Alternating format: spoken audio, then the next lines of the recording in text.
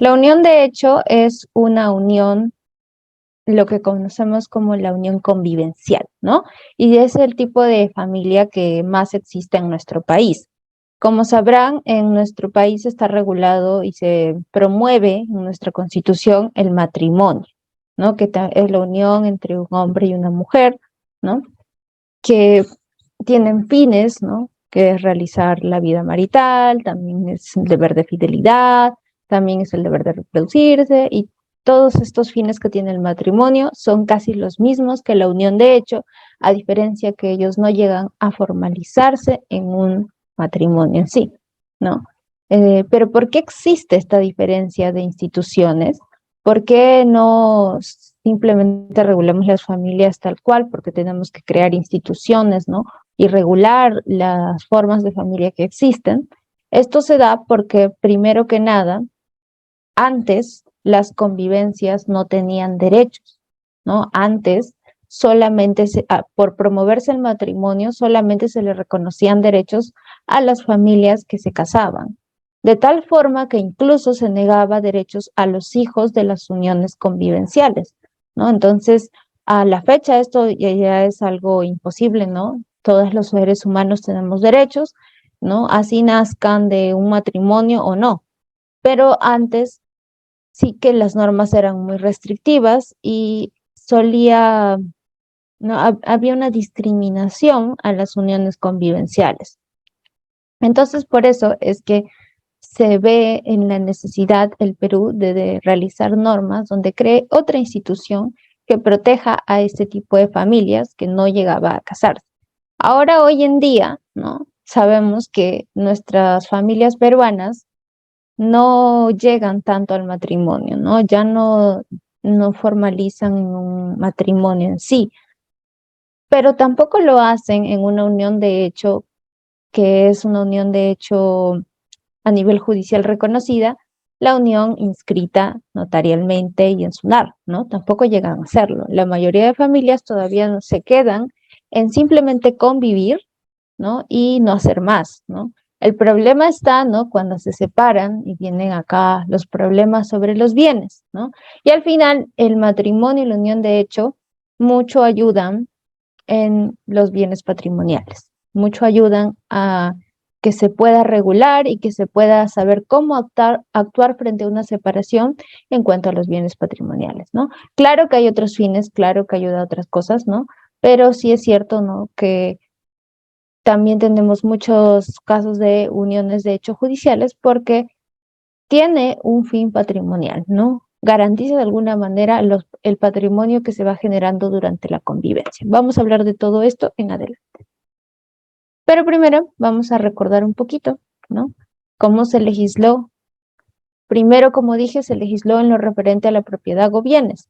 Antes no había protección a los integrantes de la unión, de las uniones de hecho. Entiendan ustedes ahorita a las uniones de hecho como a las convivencias, ¿no? Como aquellas parejas que no se casaban. No había derecho a alimentos, no había derecho a herencia, no había derecho a indemnización, no tenían ningún derecho estas parejas convivenciales. Hace muchos años, ¿no? Sale una ley en el 61 donde acá pueden verse, ¿no? El que adquiere un lote marginal sin estar casado y conviva con una mujer con la que haga vida marital y no tenga impedimento, el título será expedido a favor de los dos. De alguna manera trata esta ley, ¿no? De suplir el hecho de que no haya un matrimonio en sí, ¿no? Dice haga vida marital, pero no quiere decir que esté casado. ¿Por qué? Porque al final veíamos que el problema surtía con los bienes en común, ¿no? Con los bienes que ambos habían adquirido durante esa convivencia. Acá vemos más adelante, en el año 69, ¿no? En la ley de la reforma agraria, dice, ¿no? La compañera permanente como beneficiaria de la adjudicación gratuita de la unidad agrícola familiar en caso falleciera el adjudicatorio sin haberla cancelado. De alguna manera también se estaba reconociendo derechos a una pareja, aun cuando no había matrimonio. ¿Esto por qué lo pongo? Porque son como que los breves indicios, ¿no? Breves antecedentes antes de que empiece a regularse en sí la unión de hecho. Igualito en el 74, ¿no? Acá vemos también un decreto ley, el decreto ley 20598. Y recién en el año 1979, con nuestra constitución de ese entonces, se reconoce la unión de hecho, ¿no? Es en el año 79 donde las parejas convivenciales comienzan a ser protegidas por nuestra norma, por nuestra Carta Magna, que es la Constitución. Es decir, que desde ese entonces, ¿no? Ya están protegidas las uniones de hecho, pero han ido adquiriendo más derechos con el pasar de los años. Actualmente, ¿no? Actualmente nuestra Constitución también tiene un artículo que reconoce estas uniones de hecho, pero como se ve aquí, la Constitución del 79 reconoció por primera vez las uniones de hecho, es decir, le dio un nivel constitucional. ¿Por qué lo hicieron? Porque había una realidad que mostraba que había muchas parejas desprotegidas, ¿no? No todas las parejas terminaban casándose y se dejaba en desprotección a aquellas que convivían y no habían llegado a tener un matrimonio, una formalidad, ¿no?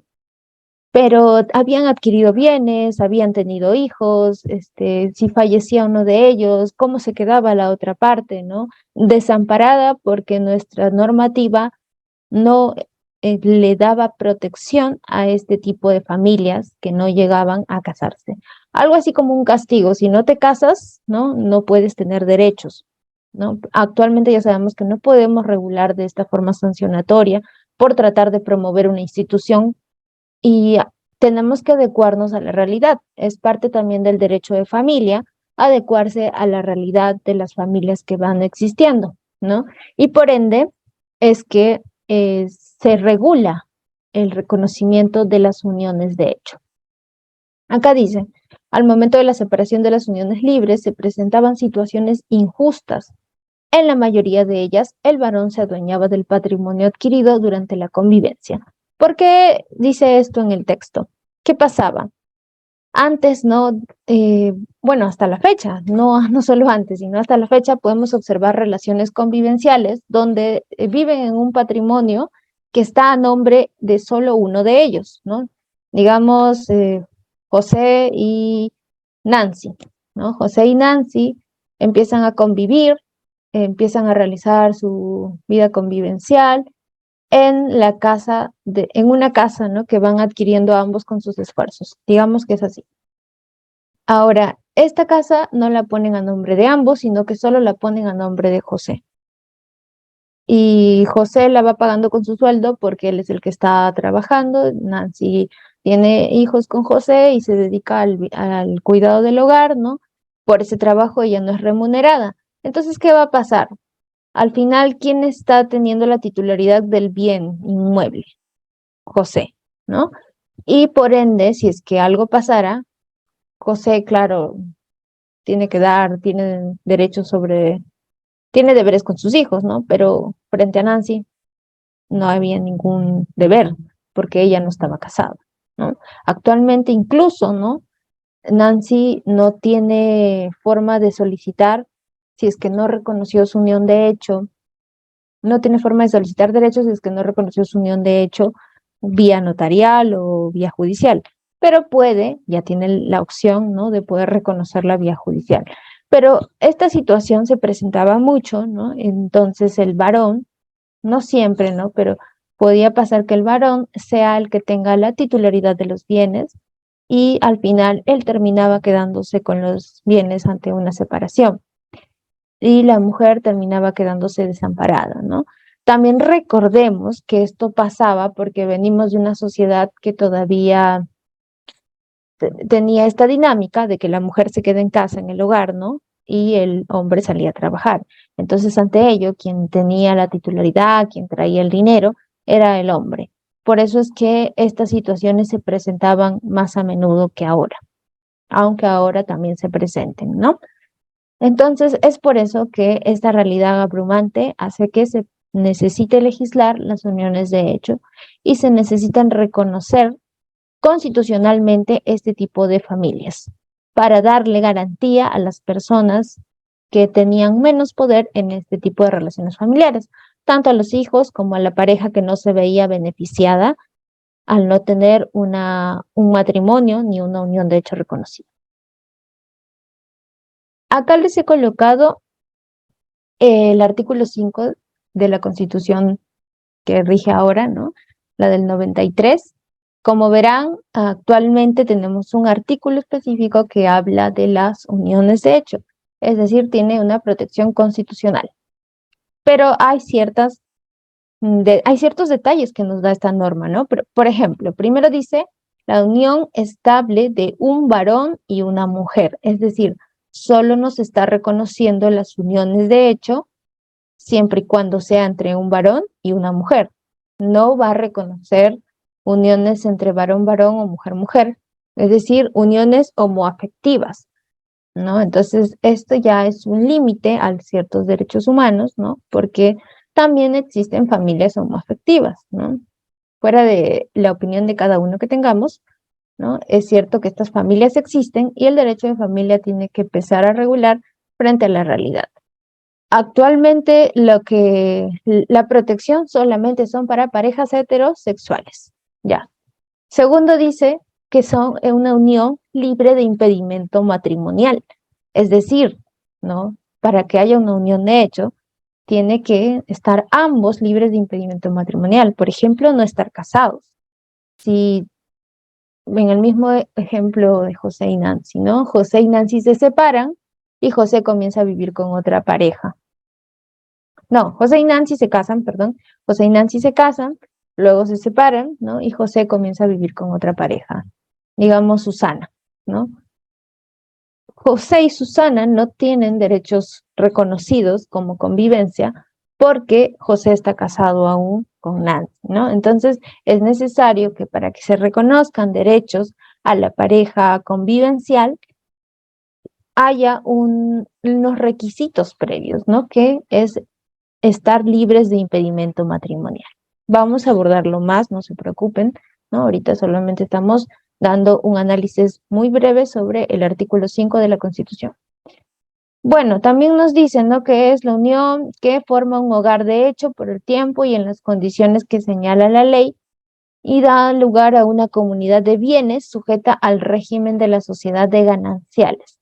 Es decir, acá también nos pone una pauta la norma que, como ustedes sabrán, no sé si ya llevaron el matrimonio en este diplomado, pero en el matrimonio existen dos regímenes para los bienes, que son la sociedad de gananciales y la separación de patrimonios, ¿no? Las personas que optan por casarse pueden optar tanto por una sociedad de gananciales, donde se comparten los bienes, ¿no? Aquí existen bienes propios y bienes comunes, y también pueden optar por el régimen de separación de patrimonios.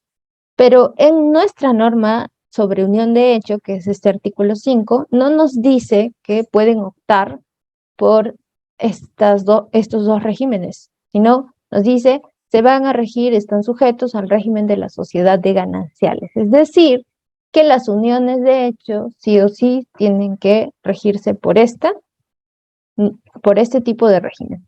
Van a existir bienes propios, van a existir bienes comunes. Solamente para recordarles, la sociedad de gananciales es aquella donde todo los ingresos que tienen ambas partes, tanto la pareja, ¿no? Todo va como un fondo común, ¿no? Y todo es de ambos. Así gane uno 10,000 soles y el otro gane 1,000 soles, todo es parte de un fondo común y al final los sueldos de ambos son parte de este fondo y son de ambos por igual. Así funciona la sociedad de gananciales. El otro régimen, que es la separación de patrimonios, implica que cada cosa que adquiera cada una de las partes de una relación, en un matrimonio, sea simplemente de cada uno, ¿no? Normalmente en nuestro país, ¿no? Se promueve la sociedad de gananciales. De hecho, esa es la mayoría de parejas que se casan están bajo este régimen porque es automático, ¿no? Cuando se casan, automáticamente están bajo el régimen de sociedad de gananciales. Igual va a pasar con las uniones de hecho. Cuando inscriban su unión de hecho, van a estar automáticamente en el régimen de sociedad de gananciales. Ahora, ¿qué más? Nuestro Código Civil también nos habla sobre las uniones de hecho. En el artículo 326 de nuestro código actual, que es el del 84, ¿no? Que tan actual tampoco está. ¿Qué dice? Que las uniones de hecho voluntariamente realizadas y mantenidas por un varón y una mujer libres de impedimento matrimonial, nuevamente nos recalca lo de varón y mujer, para alcanzar finalidades y cumplir deberes semejantes a los del matrimonio, ¿no? Nos pide que las uniones tengan que cumplir finalidades y deberes semejantes a los del matrimonio. ¿Cuáles serán los deberes del matrimonio? ¿No? Recordemos, no sé si de verdad han llevado esta clase de matrimonio, pero si no la han llevado, hay 3 deberes matrimoniales, que es el deber de fidelidad, el deber de asistencia mutua y el deber de cohabitación. El deber de fidelidad, pues acá también somos un país que promueve la monogamia, ¿no? Entonces se pide que las relaciones sean monogámicas y haya una fidelidad en las partes, ¿no? El deber de asistencia mutua, que es uno de los deberes más importantes de las parejas matrimoniales y también va a existir entonces en las uniones de hecho, es el deber de asistir a la otra parte, ¿no? Cuando lo necesite. Es por ello, ¿no? Que se ven estas frases, ¿no? De tienes que asistir aún a la pareja, aún cuando estén separados. ¿Por qué? Porque hay una asistencia mutua que se crea cuando una pareja se casa, ¿no? Hay un deber, ¿no? De apoyar en todo a la otra parte, ¿no? Cuando uno se casa. Entonces, incluso ante el divorcio, este deber subsiste, ¿no? En algunos casos excepcionales. Ahora, este deber también es uno de los que se va a solicitar en las uniones de hecho. Finalmente, el deber de cohabitar, el deber de vivir en el mismo hogar, ¿no? Tener un hogar en común, es uno de los deberes del matrimonio que también se pide en las uniones de hecho. ¿Ya? Entonces, esto es para recordar los deberes del matrimonio, ya que las uniones de hecho también nos piden que tengan estas mismas finalidades. Nos dice el artículo 326 lo mismo, que va a originar una sociedad de bienes sujeta al régimen de sociedad de gananciales. Y bueno, algo que nos da extra este artículo es que debe haber durado por lo menos 2 años continuos. Es decir, no quiere decir que si tú y tu pareja vivieron 1 año juntos, ya pueden registrar su unión de hecho. No, no es así. Tiene que haber mínimo 2 años de convivencia continuos. Tampoco puede ser una pareja que está un tiempo viviendo, se separan y luego vuelven a vivir juntos y luego se separan otra vez. No, tiene que haber 2 años continuos de convivencia para que pueda configurarse la unión de hecho. Y acá en letras mayúsculas dice apariencia del estado matrimonial, ¿no? Más adelante lo vamos a ver, pero es que tiene que haber una apariencia de esta convivencia, es decir, se pide también, ¿no? Que se conozca que esta pareja existe frente a terceros, ¿no?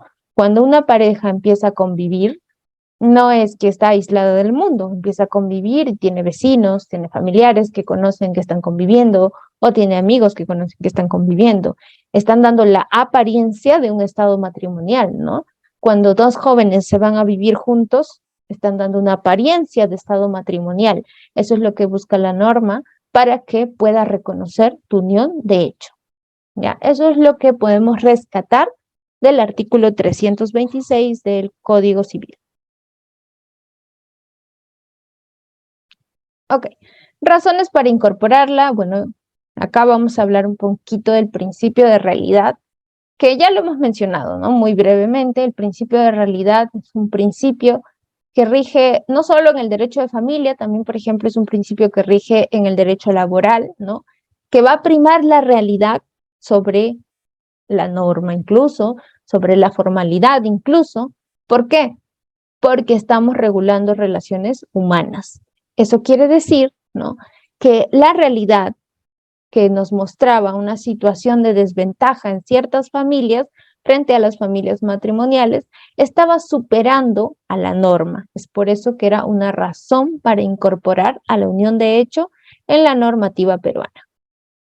También otra razón era el derecho privado constitucionalizado. Y no sé si ustedes han escuchado como profesionales de derecho que cada vez estamos en búsqueda de constitucionalizar más las ramas del derecho. ¿Por qué? Porque buscamos, ¿no?, que hayan principios que se sigan, que se alineen a las normativas internacionales. Y el derecho de familia es uno de de las ramas que más requiere constitucionalizarse, ¿no? Porque no estamos viendo acá algo tanto de, no sé, la compra y venta de un bien, no, sino estamos viendo relaciones humanas, ¿no? Acá estamos regulando situaciones. Claro que hay de un derecho patrimonial que está en juego también, ¿no? Por ejemplo, cuando hay bienes en común, pero es cierto que dentro de de los matrimonios, las uniones de hecho, los divorcios, hay muchas relaciones humanas que se tienen que tener en cuenta, ¿no? Por eso acá dice, ¿no? Respetar el principio de igualdad, no discriminación en el marco de una sociedad plural o multicultural. Y bueno, también finalmente otra razón para incorporar la unión de hecho dentro de nuestra normativa fue la seguridad jurídica en protección de los más vulnerables. ¿Quiénes eran los más vulnerables? ¿No? En ese entonces, muchas mujeres, ¿no?, que veían en desprotección su situación por no estar casadas, ¿no? ¿Por qué? Fallecía el esposo, no tenían ningún derecho sobre nada del esposo. O incluso los hijos, muchos años atrás, ¿no? No eran reconocidos si es que no nacían dentro de una unión matrimonial. Si nacían dentro de una unión convivencial, no tenían los mismos derechos, ¿no? Entonces, ciertamente se afectaban derechos de personas más vulnerables y estas fueron razones para incorporar esta figura jurídica en nuestra normativa. Acá voy a hacer una pausa para ver si es que hay algunas preguntas con respecto a lo que he hablado. A ver, a ver, a ver, a ver.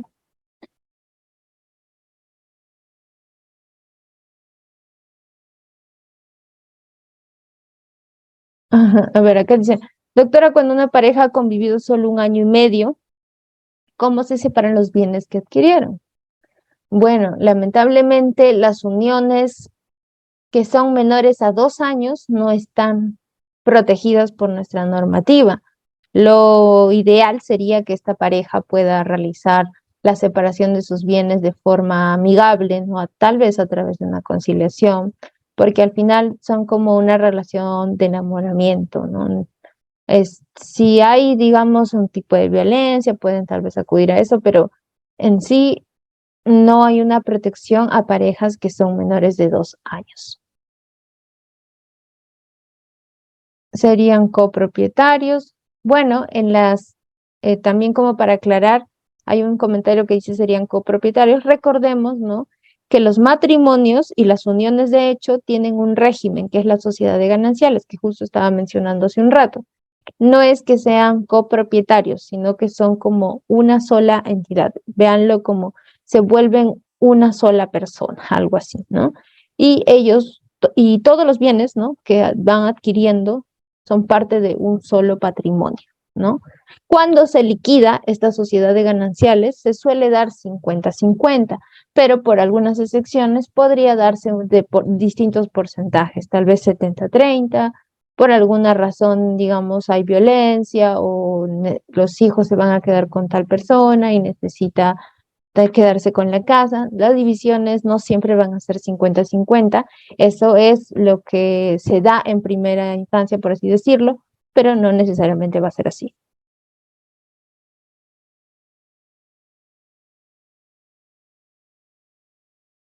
A ver, ya hay una última pregunta. Dice, si el conviviente fallece, la conviviente hereda, además de los bienes de la convivencia, los que le corresponda a su concubino por herencia de sus ascendientes. A ver, acá este es un tema más de derecho de sucesiones. Recordemos, ¿no?, que existen bienes propios y bienes comunes. Los bienes propios son aquellos que uno tiene antes de casarse o antes de registrar su unión de hecho, y también que se adquieren a título personal. Acá están las herencias, ¿no? Si Pepito se casa con María, ¿no?, y luego él hereda, porque fallece su mamá, una casa, esta casa es un bien propio de Pepito, no va a pasar a ser parte de la sociedad de gananciales, porque es una herencia, ¿ya? Los frutos de este bien, digamos, empiezan a alquilar esta casa, esos iban a ser parte de la sociedad de gananciales, pero la casa en sí es solo de Pepito, ¿no?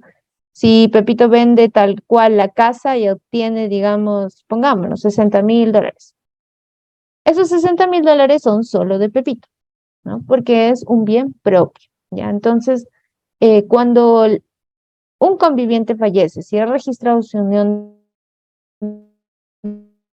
de hecho, va a heredar, claro que sí, pero va a heredar frente a los bienes de la sociedad de gananciales, ¿no? Y los bienes que quedan también. Si Pepito tenía hijos, ¿no? Heredan los hijos y la pareja, no solamente hereda la pareja, ¿ya? Entonces, todo esto es un tema de derecho de sucesiones. Si hay muchas dudas sobre eso específico, lo podemos desarrollar en la parte final que vamos a ver en derechos. Bueno, vamos a hacer una pausa para continuar. La naturaleza jurídica de la unión de hecho.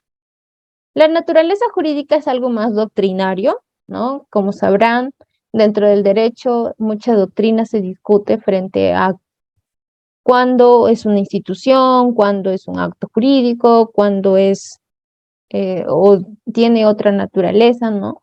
Entonces, en el caso de la unión de hecho, hay teorías que defienden la naturaleza jurídica de la unión de hecho.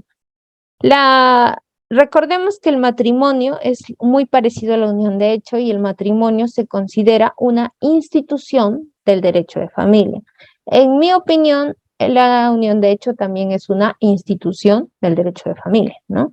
Pero claro, vamos a desarrollar igual las teorías, ¿no? Tenemos primero la teoría institucionalista, ¿no? Que es justamente la que digo, que defiende que como el matrimonio es una institución, entonces también la unión de hecho le correspondería a una naturaleza jurídica similar, ser una institución jurídica del derecho familiar o derecho de las familias. Esta es una de las teorías más aceptadas, al menos dentro de nuestro país, porque sí es cierto, ¿no? Que tienen casi las mismas finalidades.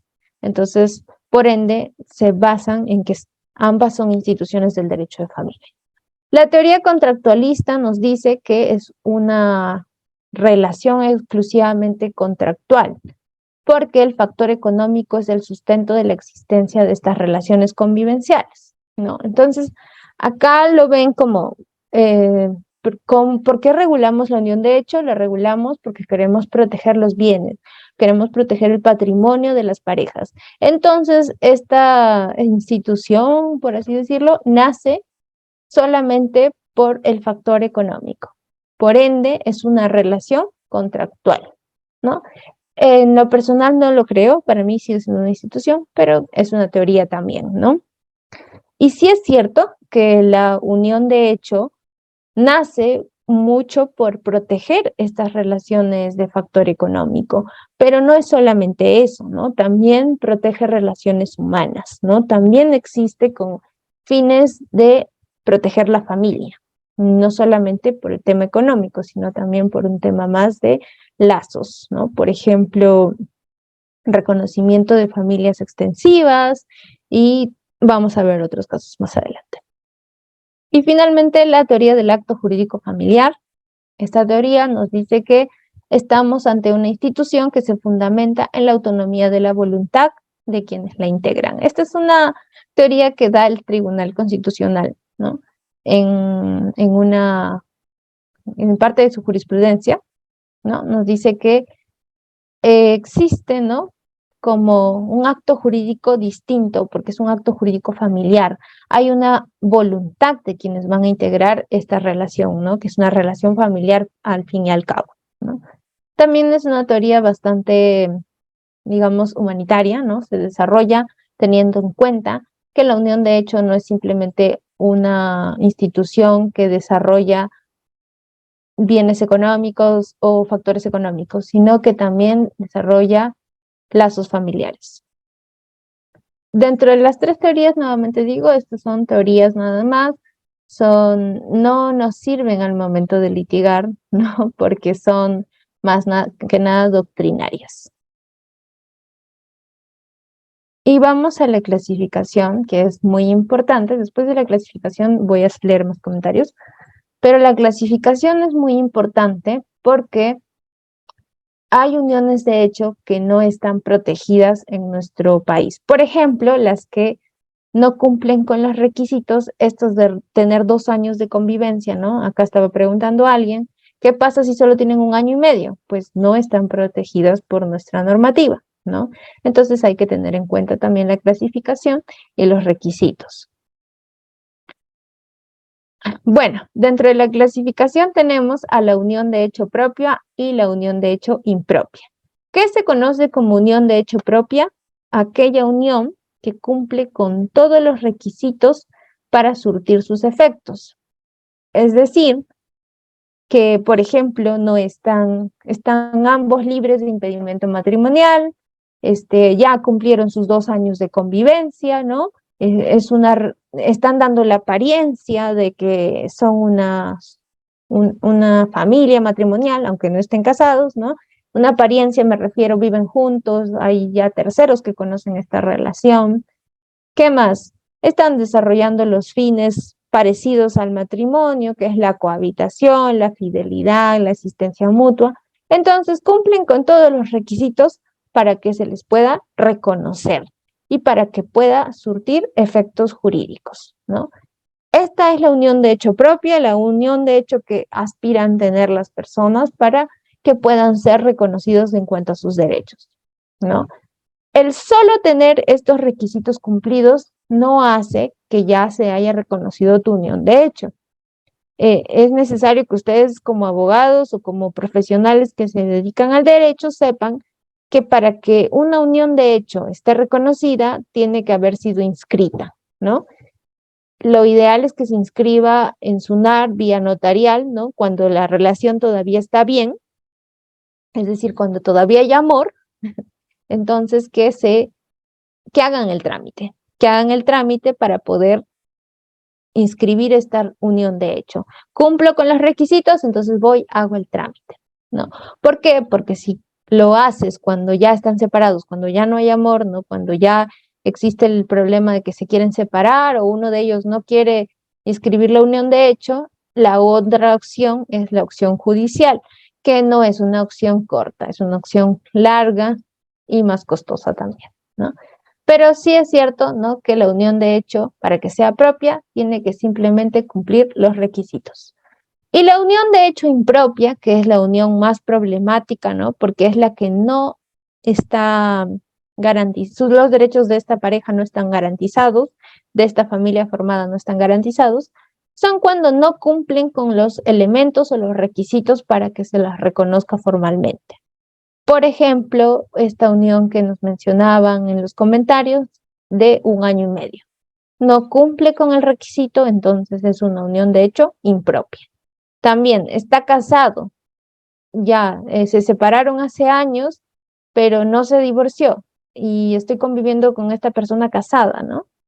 Entonces igual es una unión de hecho impropia, ¿no? Porque no cumple con los requisitos, ¿no? Estas cosas convierten a la unión de hecho en una unión de hecho impropia. Pero dentro de la unión de hecho impropia también hay otra subdivisión, que es la unión de hecho impropia pura y la impura.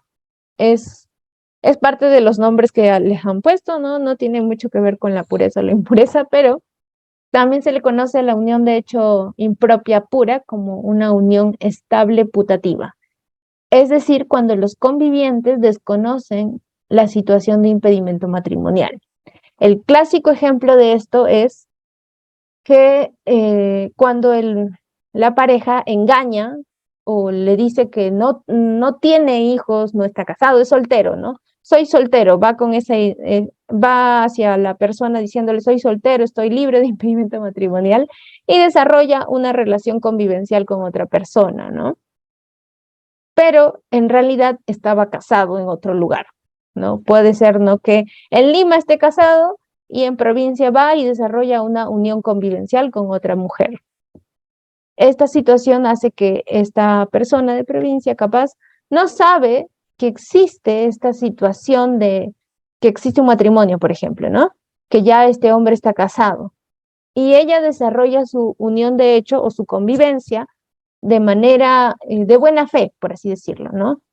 Y entonces ella en algún momento piensa que si pasa algo, pues ella podrá reconocer sus derechos, ¿no? Digamos, si adquieren bienes, podrá reconocer sus derechos, pero esta unión de hecho no está protegida, porque el señor estaba casado, es decir, no estaba libre de impedimento matrimonial, ¿no? Una situación bastante injusta, sí, pero lamentablemente es así. La norma no protege las uniones de hecho que no cumplen con los requisitos, ¿no? Hay otras vías, sí hay otras vías, pero son también complicadas, ¿no? Por ejemplo, el enriquecimiento indebido, ¿no? Es una vía por la que podría actuar la parte perjudicada. Y la unión de hecho impropia, impura, es aquella donde ambos, es decir, tanto la mujer como el varón, conocen que su unión de hecho no podría ser reconocida ni protegida, pero aún así continúan la convivencia, ¿no?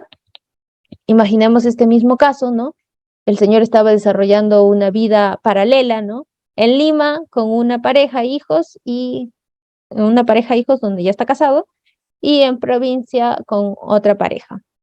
En algún momento esta pareja de provincia se entera, ¿no? Pero lo perdona y sigue conviviendo con él. Ya conoce el hecho, ya conoce que esta persona no está libre de impedimento matrimonial, pero continúa la convivencia. Entonces está ante una unión de hecho impropia, impura. Tampoco está protegida por nuestra normativa, ¿ya? Estos son las dos, bueno, son los dos subtipos de parte de la unión de hecho impropia. Y acá vamos a leer algunos comentarios. A ver, déjenme ver. También veo manitos levantadas. ¿Les parece si respondemos tres preguntas para no, para poder continuar la ponencia, ¿no? Y no solamente recargarnos de preguntas. No Perfecto, sé doctora. si... Damos pase a 3 participantes para que hagan su consulta, ¿no? Sí, Johnny Sánchez, no sé si puedes activar tu cámara para cederte la palabra. A ver, nuevamente indicarles que tengan la manito levantada, pero también su cámara. Aquí tiene Marco Antonio. Adelante, estimado Marco. Active su audio. Buenas noches. Tengo una pregunta de las cuales tengo un caso al respecto. Ha habido una pareja de convivencia de 8 a 9 años aproximadamente y resulta de que en el lapso de ese tiempo el conviviente ha contraído matrimonio con otra pareja. Quisiera saber si es que en lo judicial se puede hacer una unión de hecho o ya no es dable o ya no se puede hacer nada. gracias, Marco, por tu pregunta. Qué interesante tu caso. Sí se puede, por el tiempo que estuvo libre de impedimento matrimonial, ¿no? Me dices que ellos estuvieron conviviendo y durante ese lapso se casó con otra persona. Entiendo que la persona que convivía no lo sabía, ¿no? Podría ella solicitar el reconocimiento de su unión de hecho por los años donde él estaba libre de impedimento matrimonial. Imaginemos del 2014 al 2018, ¿no? Convivieron y él todavía no se había casado por esos años. Si se casó en el 2018, desde ahí en adelante ya estaban desarrollando una convivencia impropia, ¿no? Una unión de hecho impropia. En este caso es una unión de hecho impropia pura, porque la señora no conocía. Eso es lo que creo, pues tendríamos que conocer más el caso, ¿no? En este lapso, si hubieron igual adquisición de bienes, ya tendrían que ir por otra vía, ¿no? Por ejemplo, el enriquecimiento indebido, ¿no? Porque la pareja actuó de mala fe y se enriqueció, ¿no? Con los bienes, aun cuando él sí sabía, pues, que estaba casado y que estaba habiendo incumplimiento de los deberes matrimoniales que son la fidelidad, ¿no? La cohabitación, todo ello, ¿no? Entonces, eso sería la respuesta, estimado Marco. A ver, dos preguntas más y seguimos. Perfecto, doctora. Alex Portilla. A ver, ¿puede activar su audio, por favor, estimado Alex? Buenas noches, doctora Karin Quispe. Una consulta, ¿qué es lo que podría, por ejemplo, alegar como defensa el demandado al demandado por unión de hecho, en el supuesto caso de que, bueno, hayan superado la convivencia de más de 2 años y que a los 4 años de convivencia, bueno, ya se han separado, se han distanciado, han discutido, etcétera, pero sin embargo la señora demanda al señor por unión de hecho. Ya, perfecto. Sí, justamente tenemos dos vías para reconocer la unión de hecho, que es la judicial y la notarial.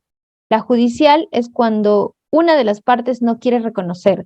Así se hayan separado, hubo un tiempo donde estuvieron conviviendo, ¿no? Digamos del 2014 al 2018, estuvieron conviviendo, ¿no?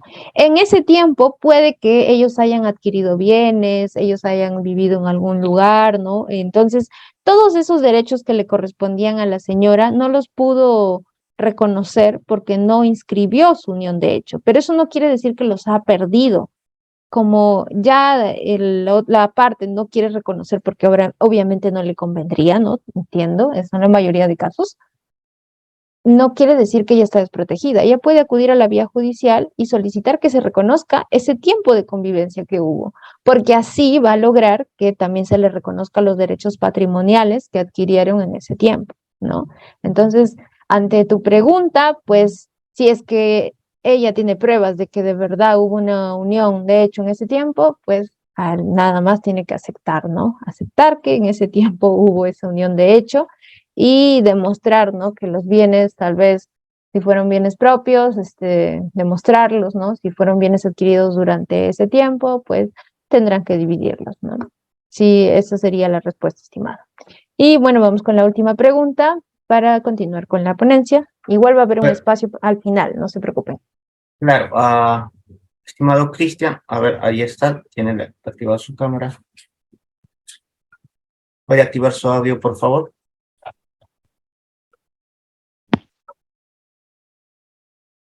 Adelante, estimado Cristian. Muchas gracias, doctora. Sí, solamente una pregunta, respecto a cuando hay audios editados o audios que ha habido entre los convivientes, ¿eso cuenta también para el tiempo de la convivencia? Audios, digamos, repetitivos, de que como un medio probatorio para acreditar la convivencia, ¿puede ser? Bueno, en realidad dentro del derecho de familia hay unos principios, ¿no? También hay como las pruebas, ¿no? Hay una flexibilidad, el principio de flexibilidad de las pruebas también, ¿no? Se aplica en todo en sí, en el proceso y en las pruebas, ¿no? Se podrían admitir audios siempre y cuando estos sean relevantes para demostrar que hubo una unión. De hecho, a mí se me ocurre, por ejemplo, ¿no? Que hayan audios diciéndole, amor, ya llegó a la casa, espérame tanto tiempo, o diciéndole, oye, he cocinado tal cosa, ¿no? De alguna manera estos audios demuestran que en ese tiempo ellos estaban viviendo juntos. Entonces sirven para demostrar que hubo una unión, de hecho, en ese tiempo, ¿no? Hubo una convivencia. Claro que sí, sí sería una prueba. Hay una flexibilidad, así que si son relevantes, si son las únicas pruebas que existen, el juez debería admitirlas, ¿no? Tienen que siempre cumplir con la formalidad, ¿no? Cuando son audio y videos, transcribirlos en una hoja, ¿no? No solamente presentar, digamos, el USB con los audios, sino también los escritos, todo transcrito, ¿no? Para que sea más fácil para el juez y la jueza o la jueza poder verificar, ¿no? Si esta prueba es idónea o no. Esa sería mi respuesta. Y bueno, vamos a continuar, ¿no? Vamos a continuar. También, como digo, no se preocupen si hay más preguntas porque al final también vamos a desarrollarlas. Hasta aquí yo quiero que tengan claro algo, ¿no? Que existen uniones de hecho o convivencias, como quieran llamarlo, que son reconocidas y uniones de hecho que no son reconocidas. Es decir, hay uniones de hechos que la ley protege y otras que no, ¿no? Entonces, por más injusto que parezcan algunos casos, hay uniones de hecho que no se van a proteger porque no están cumpliendo con los requisitos que la norma exige, como por ejemplo no estar casado con otra persona, no cumplir el plazo, ¿no?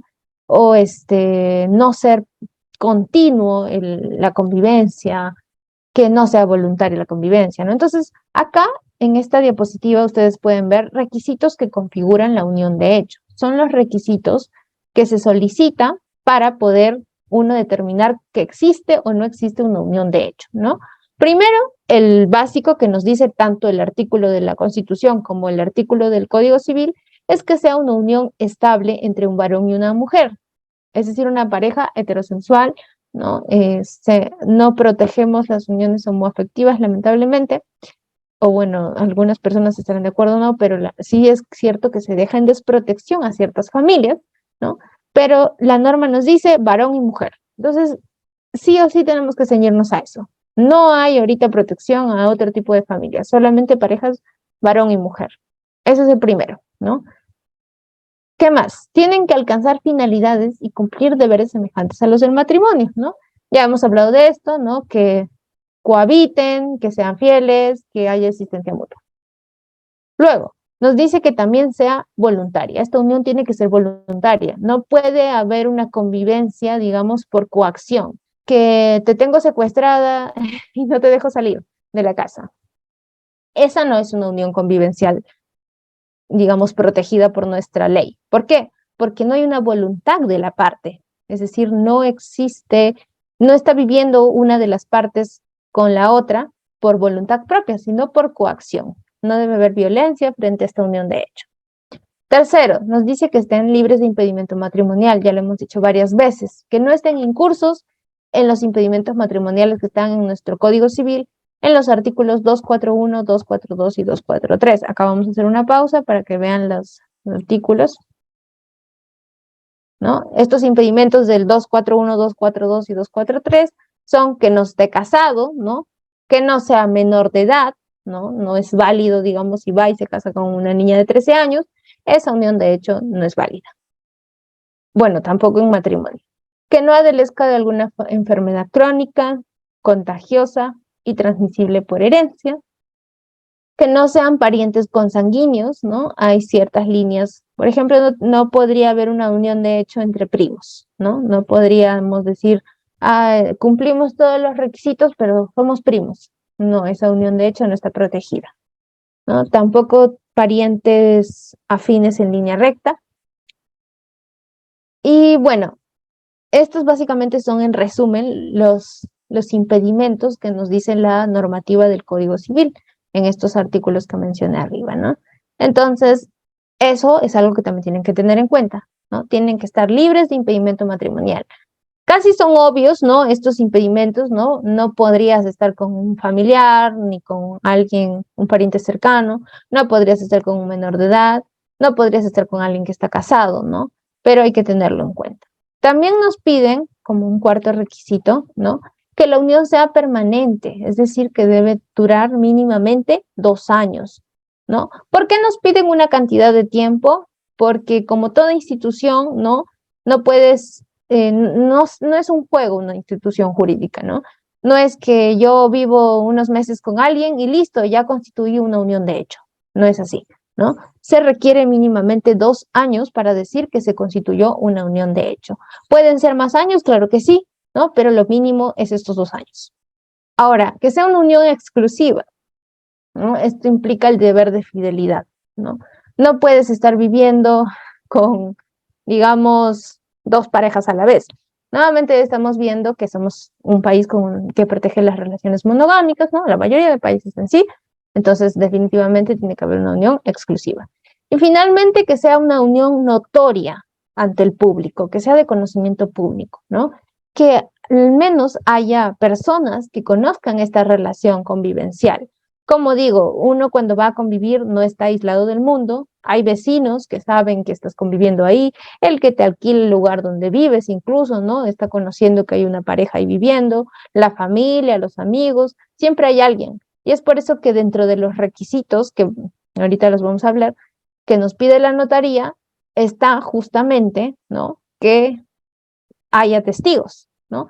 Igual que en un matrimonio se pide testigos porque se pide que esto haya sido notorio, ¿no? Que no se hayan inventado que había una unión de hecho, ¿no? ¿Por qué? Porque podría ir una pareja a decir, sí, nosotros hemos convivido 2 años, ok, ¿cómo lo demuestras? ¿No? No necesitas demostrar tanto cuando haces el trámite en notaría, pero sí mínimamente necesitas que hayan personas que aleguen que efectivamente ya llevan 2 años viviendo juntos, ¿no? Estos son los requisitos que nos piden para poder reconocer las uniones de hecho, ¿no? Pero vamos a ver los comentarios y hasta aquí hay algo que no esté claro.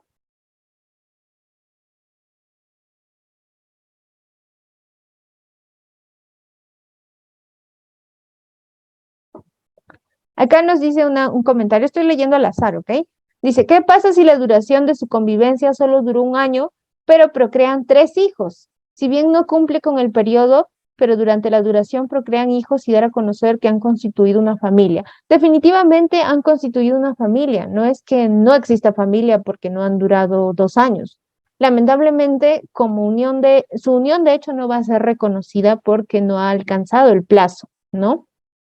Eso no quiere decir que los hijos no tengan derechos, ¿no? Los hijos sí tienen derechos frente al, por ejemplo, el padre. Si se separaron y los 3 hijos se fueron con la mamá, pues ellos tienen los derechos a la pensión de alimentos, ¿no? También tienen derechos a la herencia de los bienes del papá.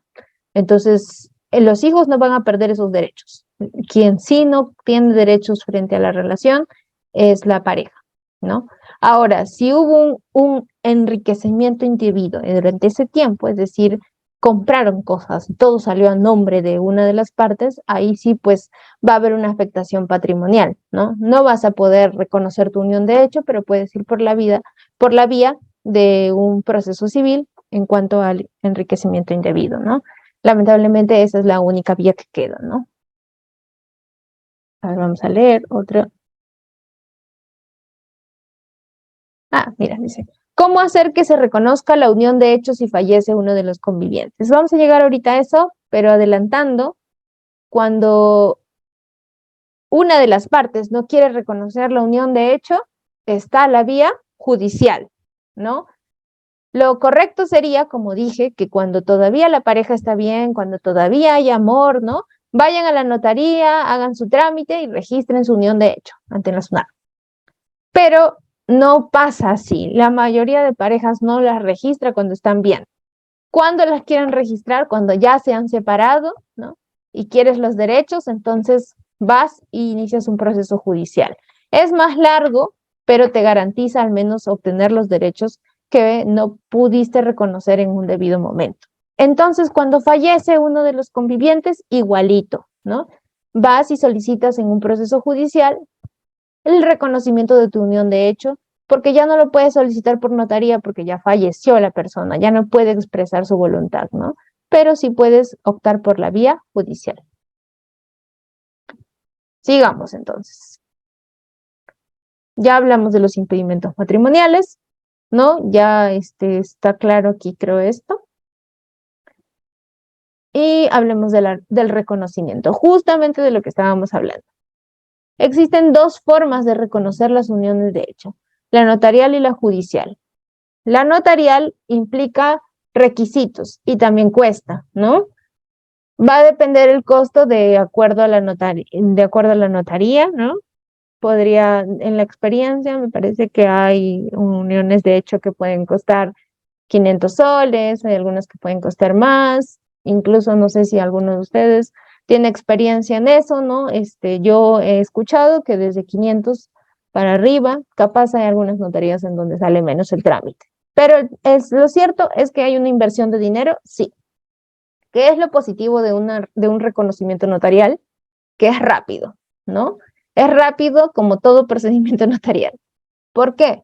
Porque ambas partes están de acuerdo. Entonces ambas partes presentan sus documentos y ellos de acuerdo van y simplemente el notario hace su trámite. Al final se inscribe en SUNAT, demora como 2, 3 meses, pero ya está, listo.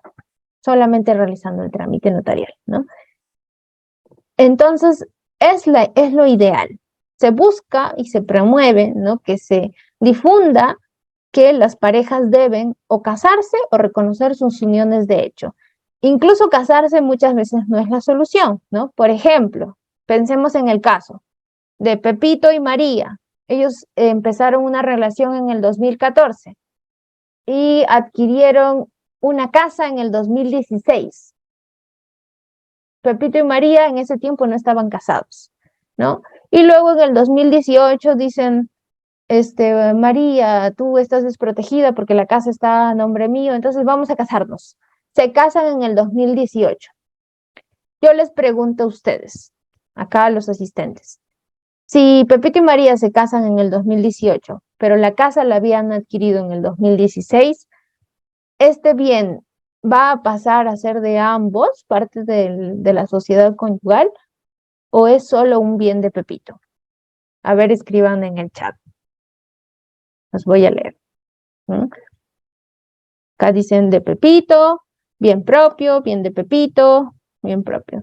Exacto, ¿no? El matrimonio, muchas veces las personas piensan de Pepito, ajá.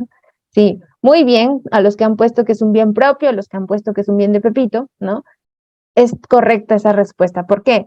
Porque el matrimonio no va a hacer que se reconozcan los derechos anteriores, sino que es desde este momento en que me caso, en el 2018, voy a reconocer derechos en adelante, pero los pasados no van a estar reconocidos automáticamente, ¿no? Entonces, bueno, podrían tal vez Pepito y María luego traspasar, ¿no? Si están bien, el bien a que sea de ambos, pero lo que quiero decirles es que estos derechos anteriores no se solucionan con un matrimonio. Muchas veces se requiere un reconocimiento de una unión de hecho, ¿no?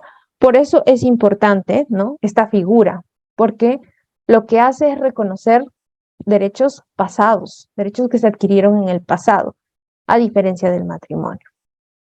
Ahora, ¿cuándo optamos por el reconocimiento judicial? Ya lo dijimos, el reconocimiento judicial se da cuando una de las partes no está de acuerdo, ¿no? Pepito y María, otra vez usemos estos nombres, ¿no? Pepito y María ya van conviviendo varios años y María se da cuenta un día que está desprotegida, que no ha habido, que todos los bienes están en nombre de Pepito y que ella, pues, si pasara algo, si se separan, se va a quedar en desprotección total. Y le dice, Pepito, vamos a reconocer nuestra unión de hecho en la notaría. Y Pepito dice, no, ¿para qué? No es necesario. Si nos queremos, si estamos juntos, ¿no? Y ella le insiste, le insiste, le insiste, y Pepito, no, yo no quiero reconocer mi unión de hecho, mucho gasto. Entonces, ¿qué puede hacer María? Pues optar por la vía judicial, ¿no? Porque efectivamente ella está en riesgo si es que no reconoce estos derechos, ¿no? Podría optar por la vía judicial. Bueno, este es un ejemplo, normalmente no pasa así, ¿no? Normalmente solicitan el reconocimiento judicial cuando ya se han separado, ¿no? Porque cuando ya se separan, definitivamente la otra parte no quiere reconocer estos derechos.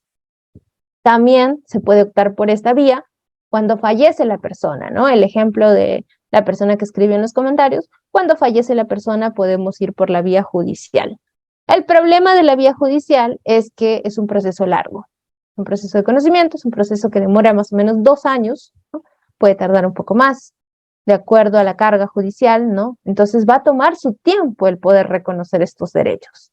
¿Se van a reconocer? Sí, en algún momento, pero hasta que lo hagan, pues sí va a ser un proceso tedioso que se tiene que esperar, ¿no? Entonces es muy recomendable que cuando las cosas estén bien, se opte por el reconocimiento notarial. Vamos a leer así también al azar comentarios, solo a ver si hay cosas sobre reconocimiento.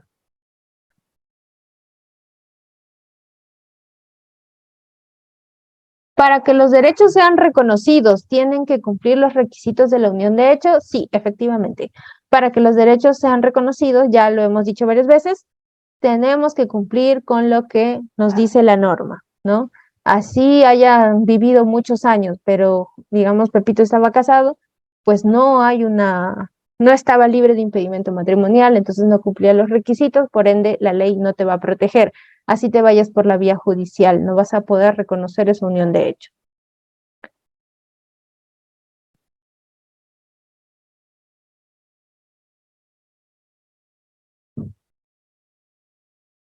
¿Cómo quedarían los convivientes que no cumplen con los requisitos señalados por ley, pero durante su convivencia han adquirido bienes, luego de un tiempo se separan?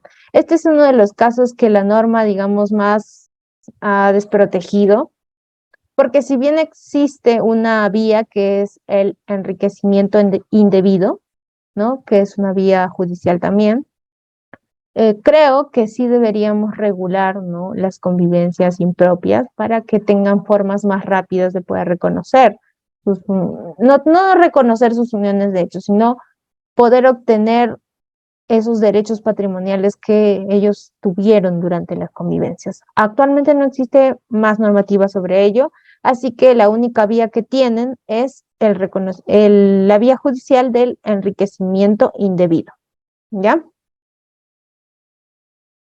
Y bueno, a ver, vamos a buscar una última pregunta, a ver, en lo judicial, ¿cuánto tiempo demora? Más o menos 2 años, ¿no? Puede ser un poco más, 3 años.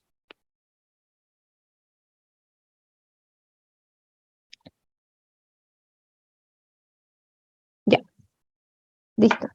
Luego seguimos con más preguntas. Acá vemos la ley 29560, que es la ley que registra las convivencias, ¿no? Una vez que ya empezamos a darle reconocimiento a las uniones de hecho, también salieron leyes que tenían que, pues, darnos las pautas de cómo registrar las uniones de hecho. Antes solo podía hacerse judicialmente, ¿no? Ahora, al menos, tenemos la opción de la vía notarial, ¿no? Se ve como un asunto no contencioso, por ende, se puede ver en la notaría. Ahora, acá nos dice el artículo 1 que los asuntos no contenciosos se pueden ver tanto en el Poder Judicial o ante el notario.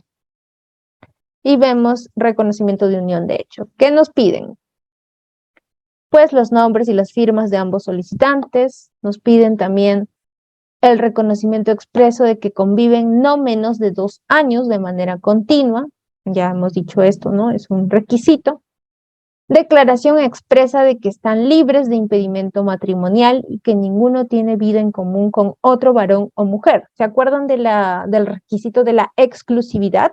Que solamente estén viviendo con esta persona, ¿no? No pueden tener vidas paralelas, ¿no? Claro, esto es algo que dice la norma. Capaz en la realidad una de las partes no sabe que está teniendo una vida paralela con otra, igual va y reconocen su unión de hecho, ¿no? Pero esto es lo que nos dice la norma. También nos piden el certificado domiciliario de los solicitantes, algo muy parecido a lo que se pide en el matrimonio. Certificado negativo de unión de hecho, tanto del varón como de la mujer. Esto se pide en la SUNAR, expedido por el registro personal de la oficina registral, ¿no? Declaración de 2 testigos indicando que los solicitantes conviven 2 años continuos. ¿Por qué piden testigos? Porque, como dije, ¿no? No es que ustedes vayan y digan, yo vivo 2 años con esta persona. Tiene que haber personas que nos acrediten, nos prueben que efectivamente estos 2 años sí han sido de convivencia. Claro, ¿no? El notario no se va a poner a especial a interrogarles a los testigos ni nada. Es solo una declaración sencilla, ¿no? Otros documentos que acrediten que la unión de hecho tiene por lo menos 2 años, ¿no? Pueden ser documentos como el pago de los servicios, ¿no? Que si los pagan uno y a veces el otro, eso está acreditando, por ejemplo, que conviven. También puede ser algún contrato de alquiler, algo. Ustedes en cada caso en concreto van a saber qué documentos podrían servir para acreditar que la unión de hecho tiene 2 años por lo menos. Ahora, en la notaría no hay una exigencia no excesiva frente a la demostración de los 2 años, ¿no? Donde sí hay una exigencia de acreditar que hubo 2 años de convivencia mínimamente es en la vía judicial. Ahí sí tienes que demostrar muy bien que hubo una convivencia de tanto tiempo, ¿no? En la notaría, pues como ambos vienen y dicen, sí, hemos vivido juntos, los testigos dicen, sí, han vivido juntos, entonces la vía es más fácil. Bueno, ¿qué más? Dentro de esta misma ley, ¿no? Nos hablan de la publicación de un extracto, la protocolización de este acto jurídico, la inscripción de la unión de hecho dentro de un registro, ¿no? La responsabilidad, el cese de la unión de hecho, que es algo importante, ¿no? Que cuando ellos desean dejar la unión de hecho, es decir, separarse, dar fin a la convivencia, lo ideal es que también lo pongan en cuenta al registro público, ¿no? Si no, se entendería que siguen conviviendo. Entonces, ¿el cese de la convivencia se inscribe? Sí, se inscribe en registros, ¿no? Así como ustedes inscriben una unión de hecho, tienen que inscribir que también ha terminado. Ya. Aquí vamos a responder algunas preguntas otra vez. Veo una mano levantada, la de Miriam Sonco, me parece.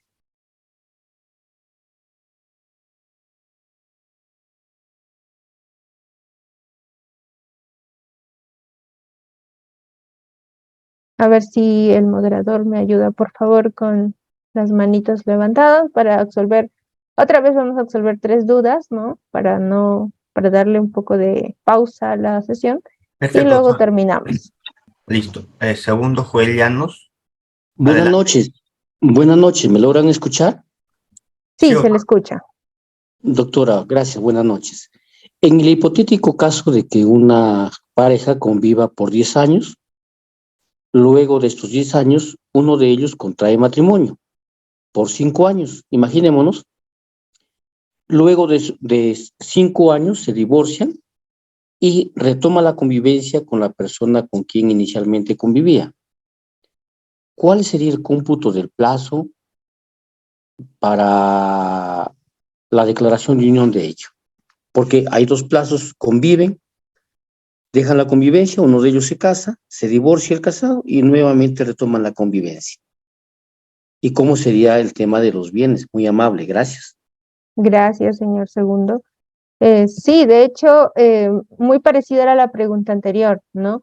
Acá ha existido 2 uniones de hecho, ¿no? Ha existido una de 10 años previo al casamiento, y si se adquirió bienes ahí, pues se va a tener que solicitar la unión de hecho por ese tiempo, y también se puede solicitar en el mismo trámite judicial, o sea, en el mismo expediente, que se reconozca los 5 años posteriores del casamiento, ¿no? Si es que escuche bien, ¿no? Porque se casó y luego tuvo años de convivencia otra vez. Entonces también se puede solicitar eso, ¿no? Que no se puede solicitar una convivencia continua, ¿no? Porque hubo un momento donde se casó, hubo un momento donde ya no hubo una convivencia en sí, y si la hubo, fue una impropia, ¿no? Entonces puede solicitar del momento anterior y del posterior, ¿no? Eso se puede hacer en el mismo expediente judicial. Los bienes va a tener que, acá juegan muy en cuenta las fechas, ¿no? De cuándo se adquirió los bienes. Si fue durante el tiempo de convivencia de 10 años, si fue durante el matrimonio, ¿no? Porque si fue durante el matrimonio, ahí sí, pues es quien se perjudica es la conviviente, ¿no? Porque no se adquirió durante su tiempo de convivencia. Si en cambio se adquirió durante los años de convivencia con un trámite judicial, pues va a poder reclamar derechos sobre ese bien, ¿no? Eso hay que tenerlo en cuenta. Tener mucho cuidado ahí con las pruebas, con las fechas de los documentos, ¿no? De los bienes que se han adquirido. Ahí es más que nada un trabajo de las pruebas, ¿no? Para que se demuestre que fueron durante el tiempo de la convivencia. Esa sería mi respuesta. A ver, dos preguntas más para poder seguir avanzando. Perfecto, doctor. A ver, estimado Alex Portilla, recuerden que se está activando el audio a los estudiantes que tienen activo su cámara. Adelante, Sí, estimado. doctora, una consulta, si el bien fue adquirido por el papá el año 2005, pero ya el 2006 comienza a convivir con la hoy demandante de unión de hecho, entonces este bien ya no podría ingresar o ser reclamado por la persona que reclama la unión de hecho. En todo caso, podrías tan solamente reclamar los frutos de este bien por lo que tuvo durante el tiempo de convivencia. Muchas gracias por la respuesta.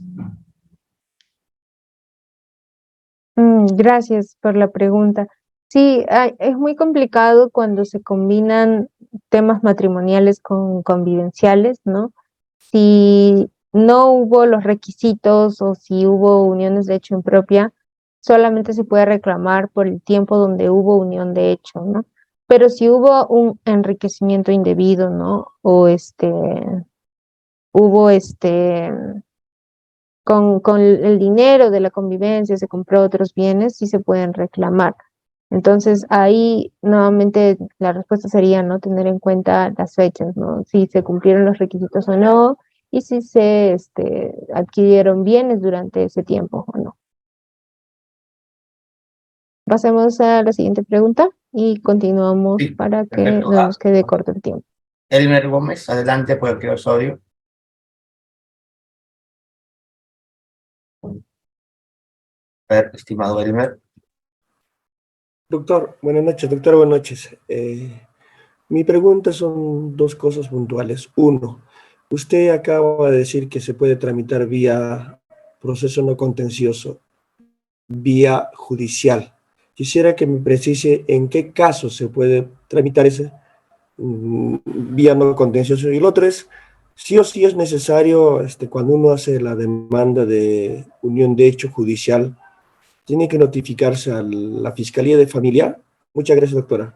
Espero su respuesta. Gracias, estimado.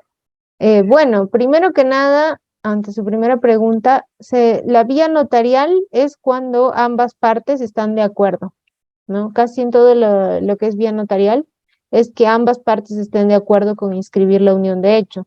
Si es así, pues pueden acudir por la vía notarial, no hay problema, ¿no? Simplemente hacen el trámite. La vía judicial es para los casos donde ya uno de ellos no quiere, ¿no? Sea el varón o sea la mujer, o uno de ellos no pueda realizarlo porque, pues, no sé, está en el extranjero o tiene problemas, está en una enfermedad terminal, no puede expresar su voluntad, etcétera. O fallezca, ¿no? O uno de ellos fallezca, entonces por ende no se puede utilizar esta figura, ¿no? Eso sería las razones por las cuales uno acuda a la vía judicial, ¿no? Eso sí quiero que quede claro, ¿no? Parte de esta sesión es que ustedes puedan llevarse eso, ¿no? ¿Cuándo puedo acceder a la vía notarial? Y que dentro de la vía judicial también hay una salida para el reconocimiento de derechos. Es una salida más larga, pero es una salida. En cuanto a la Fiscalía de Familia está presente para dar una opinión. Normalmente siempre está presente en los casos de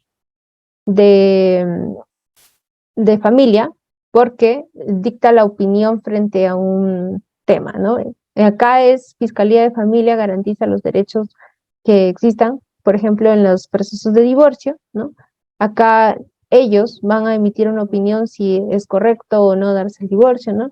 No es que su opinión, su dictamen fiscal sea una prueba muy contundente para el juez, solamente es una opinión que se dicta, ¿no? Y normalmente, como digo, son en casos donde hay niños. Y creo que era la tercera pregunta, o una pregunta más y pasamos al siguiente. Listo, doctor. A ver, Alfonso Beltrán, no sé si puedes activar tu cámara, por favor. Ahí está. Adelante.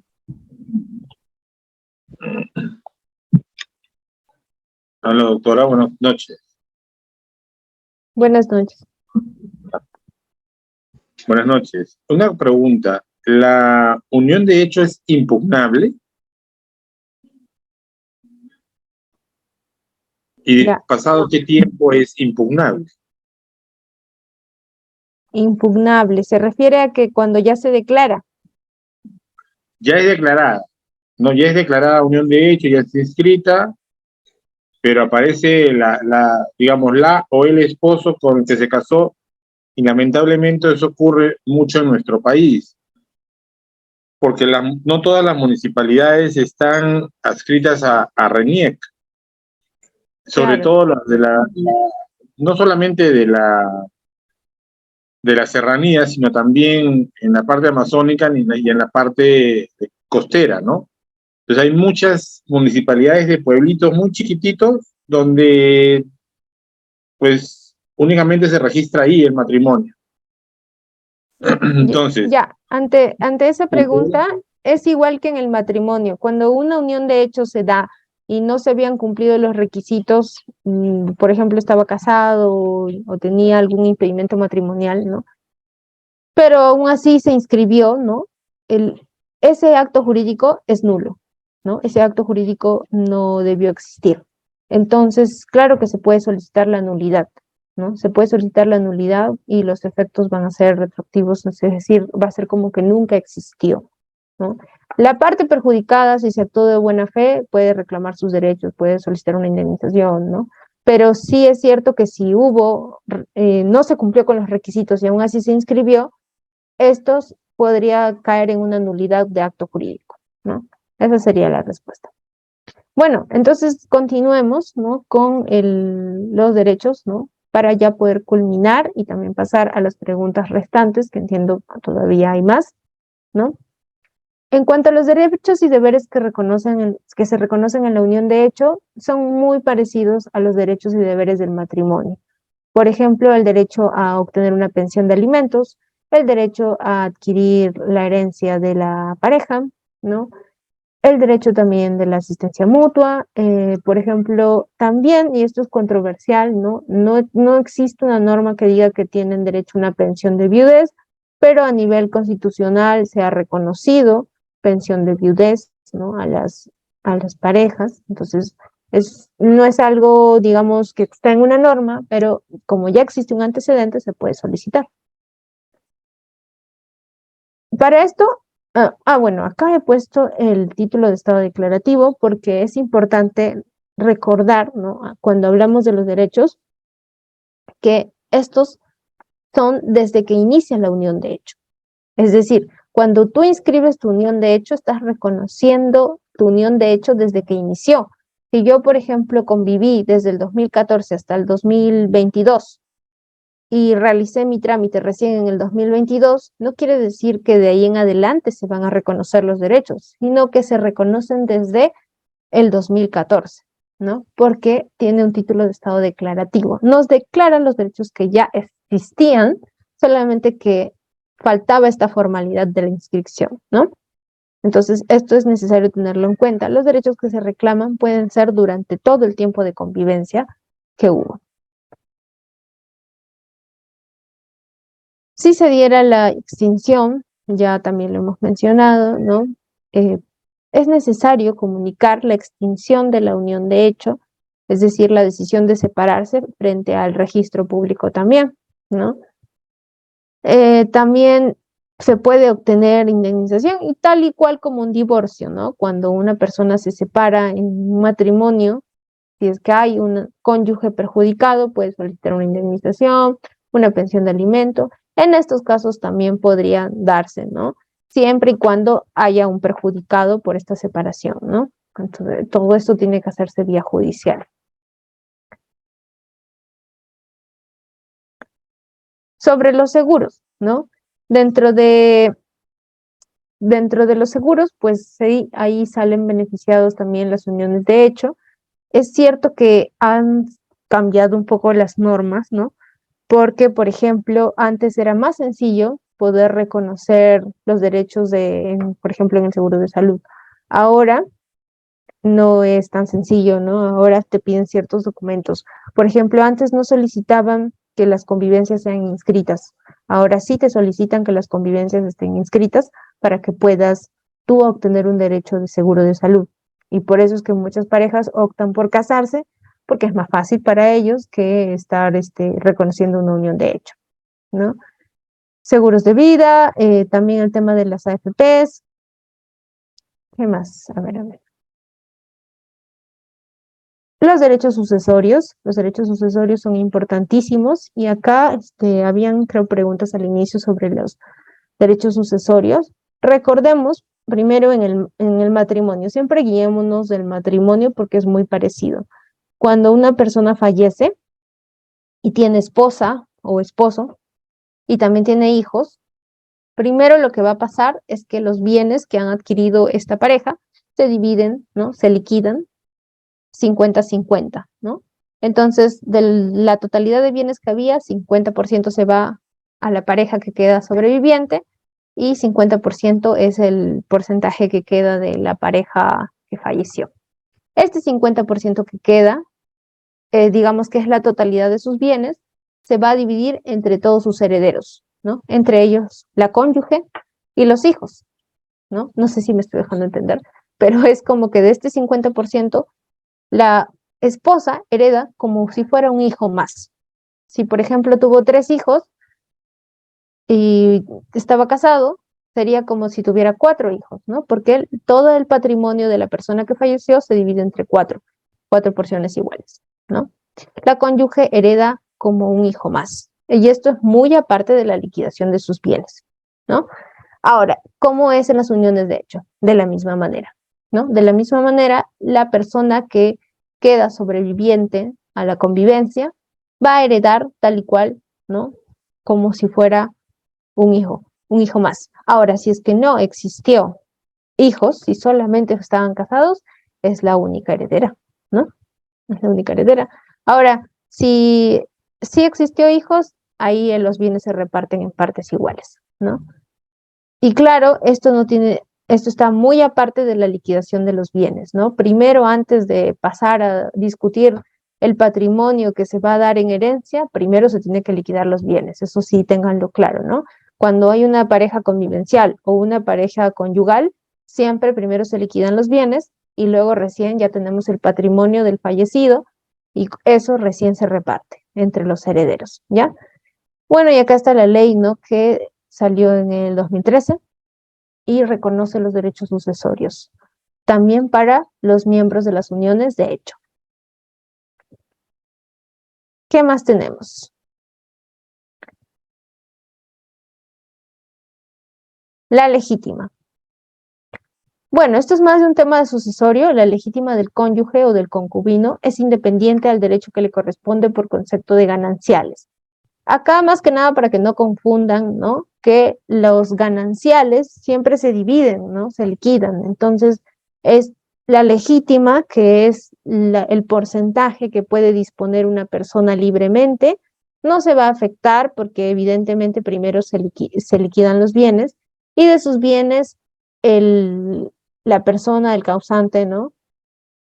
Puede disponer de un porcentaje de acuerdo a si tuvo hijos o no tuvo hijos, si tuvo ciertos herederos, si tiene padres vivos, todo eso, ¿no? Va a depender, ¿no? Si es 1/3 de su patrimonio o si es medio, es la mitad de su patrimonio del cual puede disponer, ¿no? Esto ya es temas de derechos sucesorios, pero eso no se va a ver afectado, porque esto es independientemente de la liquidación de los bienes. Ahora, acá es la pregunta de muchos, ¿no? ¿Qué pasa si la unión de hecho fue impropia? ¿Qué pasa si la unión de hecho no cumplía con los requisitos legales y por ende no puede reconocerse, no está protegida por nuestra normativa, nuestro Código Civil, nuestra Constitución? ¿Qué pasa?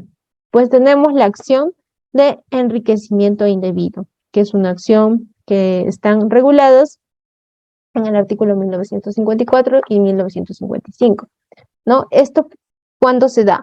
Cuando una persona se ha beneficiado de la otra, ¿no? Y ha mediado el empobrecimiento de uno, ¿no? Entonces, en los casos de convivencia donde se adquirieron bienes, definitivamente hubo un beneficio de una de las partes, ¿no? Quien al tener un impedimento matrimonial estaba perjudicando y empobreciendo a la pareja que no sabía de este impedimento matrimonial, ¿no? Esta pareja no va a poder nunca solicitar su unión de hecho, el reconocimiento de su unión de hecho, así que solo le queda esta acción, ¿no? La de enriquecimiento indebido. Y bueno, ¿de qué derechos no gozan aún las parejas convivenciales? Porque sí es cierto que no es todo igual que el matrimonio. Si bien es cierto, se han obtenido muchos derechos con el pasar de los años y que cada vez estas instituciones se parecen más al matrimonio, pero es cierto que hay algunas cosas que no. Por ejemplo, la facultad de poder elegir qué régimen patrimonial utilizar en su convivencia, ¿no? En el matrimonio, la pareja de cónyuges puede elegir si opta por la sociedad de gananciales o por la separación de patrimonios, ¿no? La separación de patrimonios es cuando cada uno va a tener sus bienes como propios, es decir, cada cosa que adquieran va a estar a su nombre únicamente. No se va a formar como un fondo común, no se va a formar un solo patrimonio de ambos, ¿no? Entonces, este es un régimen que existe y que parejas pueden optar por ello. En el caso de los en los casos de las uniones de hecho, ellos no tienen esta posibilidad de elegir esto, ¿no? Ellos solamente pueden solicitar la sociedad de gananciales porque ya es automático, ¿no? Realizan su inscripción y inmediatamente están bajo una sociedad de gananciales. Esto implica que la representación, ¿no?, siempre sea conjunta, tal y cual el matrimonio, ¿no? Ellos tengan que todos los actos jurídicos que realicen en adelante, hacerlo en conjunto, ¿no? Por ejemplo, si venden un bien, ambos tendrían que firmar, ¿no? Igualito que un matrimonio. ¿Qué más? Los convivientes no pueden sustituir su régimen patrimonial, ¿no? Como no pueden elegir para empezar régimen patrimonial, tampoco lo pueden sustituir. Aunque, y acá es necesario hacer un hincapié, no tengo la norma ahorita, pero si gustan se los paso luego a los de Udeápolis para que se los pasen. Hay una resolución del Tribunal Registral que permite que se cambie la sociedad de gananciales a un régimen de separación de patrimonios. Esto se hizo en un caso único, ¿no? Entonces, esto ya es como un antecedente para que algunas parejas convivenciales también puedan hacer este cambio, ¿no? Entonces, es una resolución del Tribunal Registral, no es jurisprudencia de la Corte Suprema, pero de todas maneras, ¿no?, si se permitió a una pareja, podría permitirse a otras. Ustedes saben que en el derecho las cosas funcionan así, ¿no? Como jurisprudencia del Tribunal Registral ya tenemos un antecedente así, entonces podría solicitarte. ¿Por qué? ¿Por qué lo hizo el Tribunal Registral? Alegó en sus fundamentos que no existe una norma que prohíba el cambio de régimen patrimonial, ¿no? No existe una norma que nos indique que está prohibido que las uniones de hecho puedan optar por la separación de patrimonios. Entonces, por ello, es que el registrador en ese momento, bueno, el Tribunal Registral, porque el registrador sí lo observó, permitió que se pueda cambiar el régimen patrimonial a una separación de patrimonios, ¿no? Ahora, también pondría acá que no gozan del derecho de la pensión de viudez, ¿no? Pero también tenemos un caso en jurisprudencia, acá creo que está, sí, de Piura, ¿no? Donde se permitió, y de hecho no es un caso nada más, tenemos muchos casos donde se ha optado por otorgarles la pensión. Es decir, a las uniones de hecho se les ha permitido a la viuda poder obtener esta pensión de viudez, ¿no? Pero hay casos donde no. Entonces es algo que también queda a criterio, ¿no?, de la jurisprudencia. En cuanto a los efectos patrimoniales, ya con esto acabamos, ¿no? Puede haber bienes propios y bienes sociales. Esto tiene mucho que ver con el régimen patrimonial. Como estamos ante una sociedad de gananciales, sí existen bienes propios, sí existen bienes sociales. Bienes propios son aquellos que se adquirieron antes de que ellos comenzaran a convivir, ¿no? Antes de que empezara la convivencia, adquirieron bienes, esos son los bienes propios. Aquellos bienes que se obtienen a título personal, como las herencias, también son bienes propios. Y los bienes sociales son todos aquellos que se van adquiriendo durante la convivencia, ¿no? Entonces va a depender de la fecha de adquisición. En estos casos, ustedes tienen que estar muy atentos a la fecha en que se adquiere el bien, porque eso va a definir, ¿no?, si pertenece o no a la unión de hecho, es decir, si es parte de la sociedad de gananciales o si se considera un bien propio. Bueno, esto sería todo lo que hemos desarrollado el día de hoy. Hay un tema más, porque estaba dentro del temario, solamente que no alcanzó. Qué raro, yo lo puse. Bueno, no está acá, pero eran las uniones homoafectivas. ¿Qué pasa con las uniones homoafectivas? Si bien es cierto, en nuestra Constitución y en nuestra normativa no se protege a las uniones homoafectivas, o sea, las convivencias de parejas del mismo sexo, ¿qué pueden hacer estas personas, ¿no?, que conviven y tienen de alguna manera también sus familias para poder protegerse, ¿no? ¿Por qué? Porque puede ser, digamos, Sarita y Paola. Sarita y Paola viven 10 años juntas, han adquirido un montón de cosas juntas, pero cuando fallecen, ninguna de ellas tiene derecho a la herencia de la otra, ¿no? Entonces no se reconoce sus derechos como una pareja, ¿no? Porque el Perú no reconoce estos derechos a las parejas del mismo sexo. Entonces, ¿quiénes van a heredar? Los familiares. Y a veces esto puede dejar presentar una situación muy injusta frente a la pareja que sí estuvo presente todo el tiempo, ¿no? Y que merece recibir parte del patrimonio que construyó junto a su pareja, ¿no? No quedar excluida solo porque no tiene un vínculo sanguíneo o no es del sexo contrario. Entonces, en estos casos, pues se opta por recomendar a las parejas convivenciales que o dejen testamento, ¿no? Si ustedes tienen un caso de una pareja homoafectiva, la ideal es que dejen un testamento y les dejen parte de su herencia, la legítima, ¿no? Porque sabemos que de todas maneras las personas no podemos disponer del 100% de nuestros bienes si es que tenemos herederos forzosos, ¿no? Entonces podrían dejar testamento una a la otra, ¿no? Ambas hacer sus testamentos o ambos hacer sus testamentos y dejar su legítima al otro. O también adquirir todos los bienes como copropietarios. Esta es una solución, bueno, son dos soluciones, ¿no? Los testamentos o adquirir todo como copropietarios para que en algún momento, si pasara algo, no se vean afectados sus derechos, ¿no? Esto en aras de proteger también estas familias que de alguna manera, ¿no? Tenemos que reconocer la existencia de estas familias, ¿no? Que no deben quedar desprotegidas simplemente por su orientación sexual, ¿no? Bueno, esa sería toda la exposición. Ahora sí, los escucho, ¿no? Los escucho, los comentarios que haya, y si es que nos sobra el tiempo, ya leemos los comentarios del chat. Perfecto, doctora. No sé cuántas preguntas podemos permitir. ¿Hasta qué hora está destinada la ponencia? Hasta las 10:30, creo. Sí, doctora, está bien. Entonces, Ya, entonces hasta que alcance el tiempo. ya.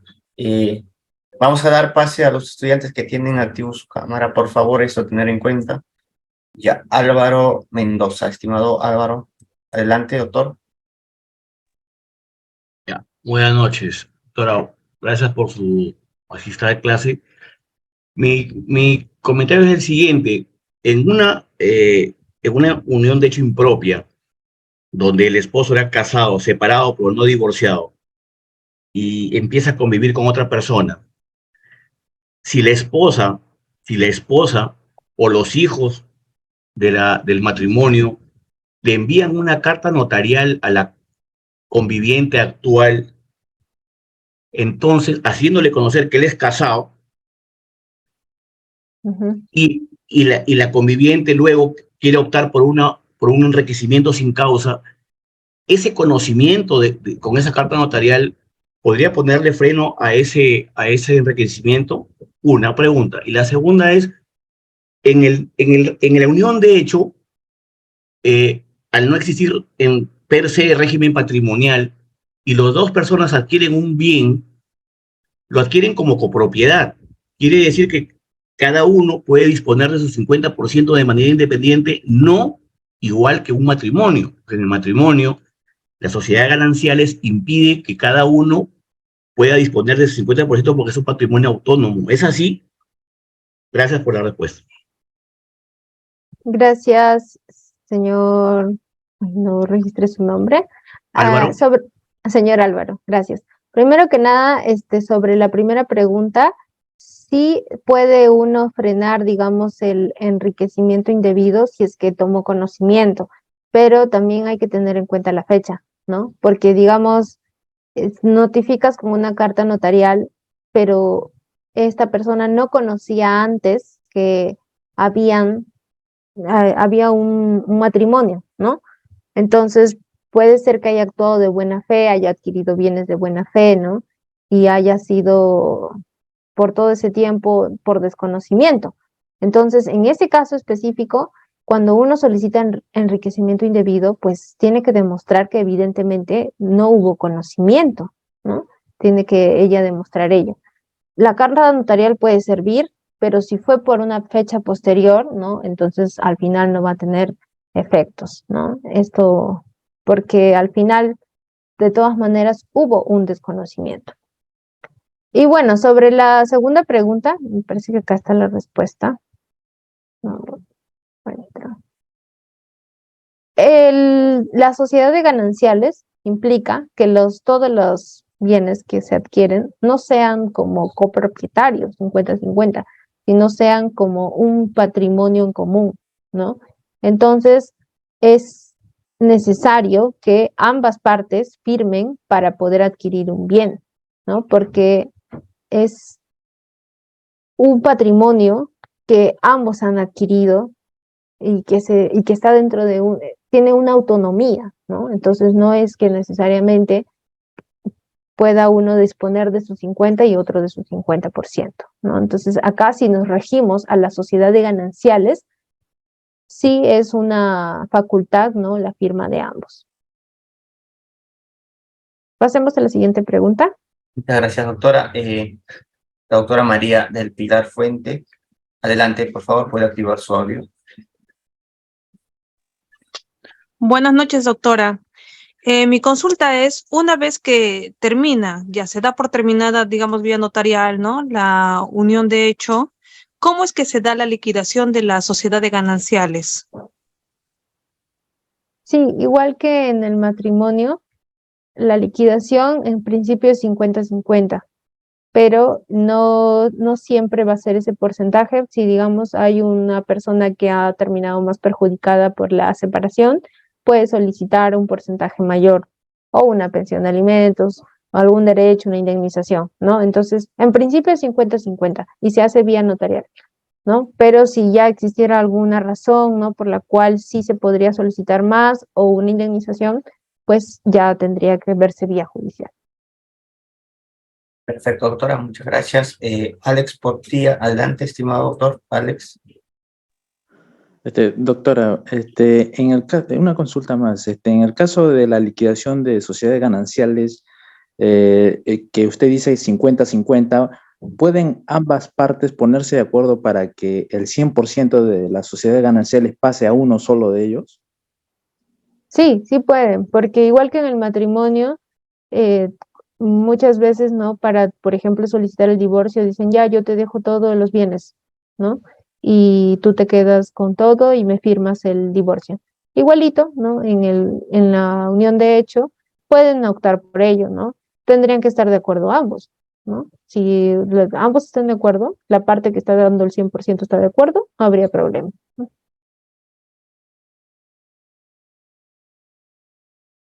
Perfecto, doctora. A ver, Gisela. Doctora Gisela, adelante. Doctora, buenas noches. Aló. Buenas noches. Buenas noches. Doctorita, una consulta.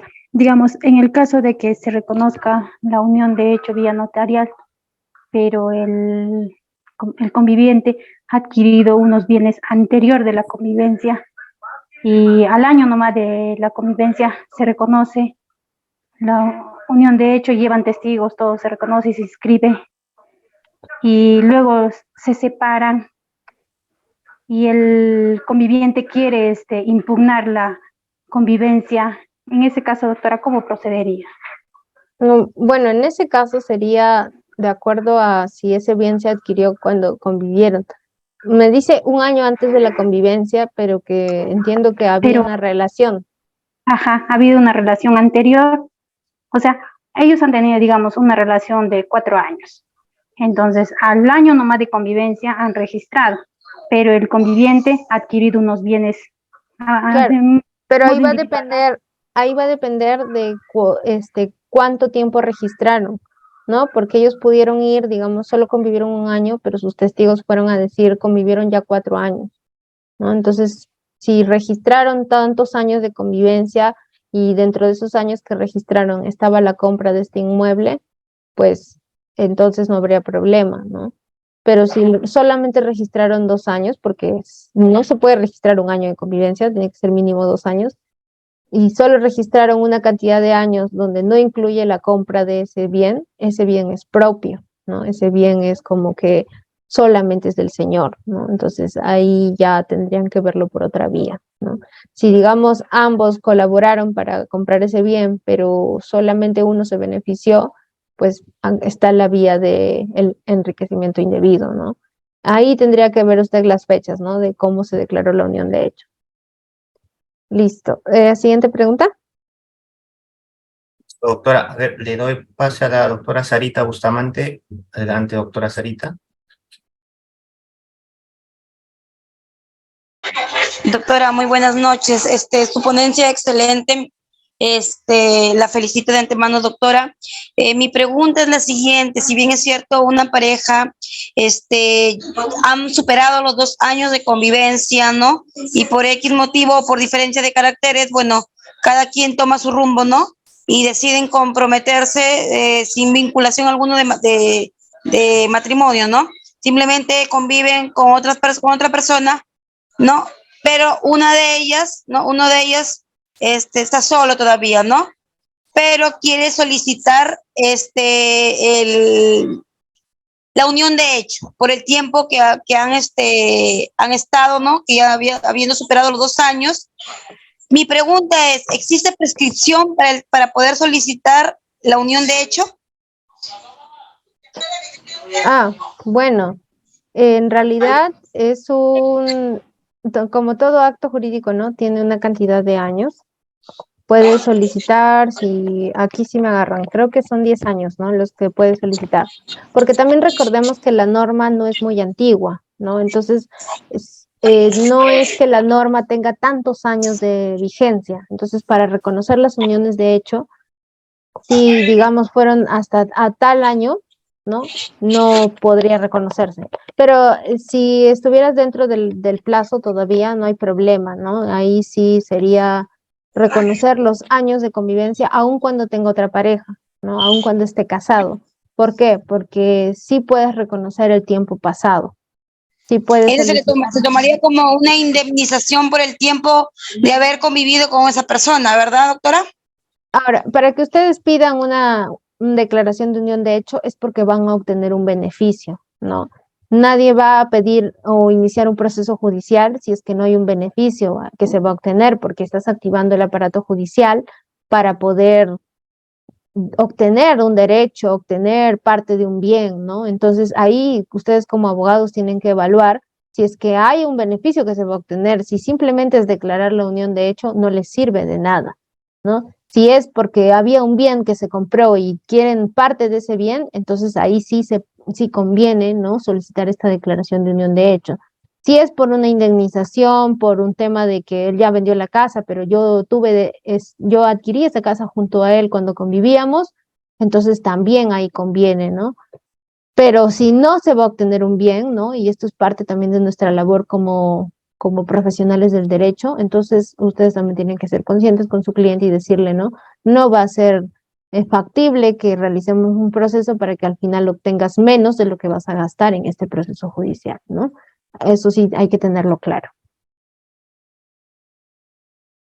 A ver, siguiente pregunta. Gracias, doctora. Por favor, estimados estudiantes, recordar que esta es una sesión académica y no es una consultoría. Mucho cuidado con eso, doctores. A ver, doctor Percy, adelante.